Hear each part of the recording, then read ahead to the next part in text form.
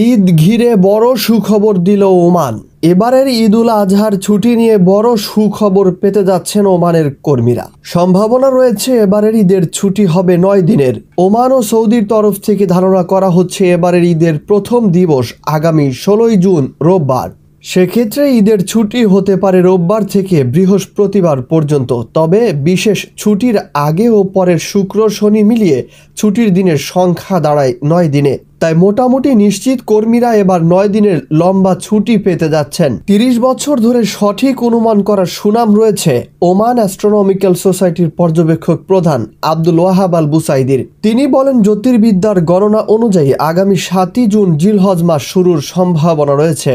তাই আরাফার দিবস হবে 15ই জুন এবং ঈদের প্রথম দিন হবে 16ই জুন রোববার। প্রায় একই কথা বলেছেন সৌদির চাঁদ দেখা কমিটির সদস্য ডক্টর খালেদ জাক। এক ভিডিও বার্তায় তিনি 16 জুন ঈদ হবে বলে শক্ত ধারণার কথা জানিয়েছেন। ঈদ উল আজহা মুসলমানদের সবচেয়ে বড় দুটো ধর্মীয় উৎসবের একটি। বাংলাদেশে যা কুরবানির ঈদ নামেও পরিচিত, ঈদ উল আজহা হলো ত্যাগের উৎসব, যার মূল প্রতিপাদ্য বিষয় হলো ত্যাগ করা। এ দিনটিতে মুসলমানেরা তাদের সাধ্যমতো ধর্মীয় নিয়ম অনুযায়ী উট, গরু, দুম্বা কিংবা ছাগল আল্লাহর নামে কুরবানি করে বা জবাই করে দেন, যা মুসলিম জাতির পিতা হযরত ইব্রাহিম আলাইহিস সালামের সময়কাল থেকে শুরু হয়।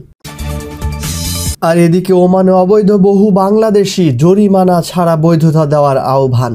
ওমানে অবৈধ থাকা প্রবাসী বাংলাদেশিদের জরিমানা ছাড়াই বৈধ হওয়ার সুযোগ দিতে দেশটির শ্রমমন্ত্রীকে আহ্বান জানানো হয়েছে।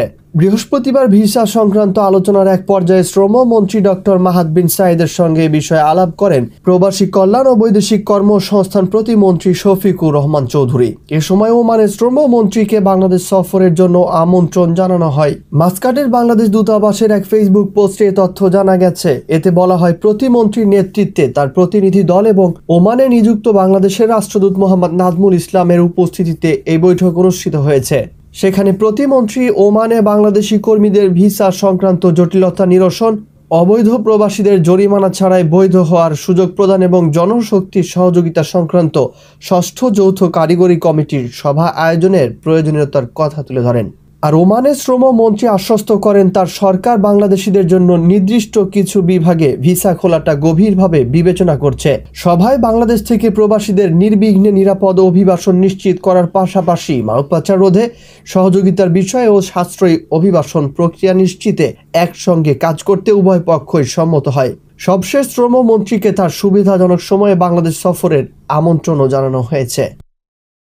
প্রবাসের সকল আপডেট খবর পেতে আমাদের চ্যানেলটি সাবস্ক্রাইব করে সঙ্গেই থাকুন।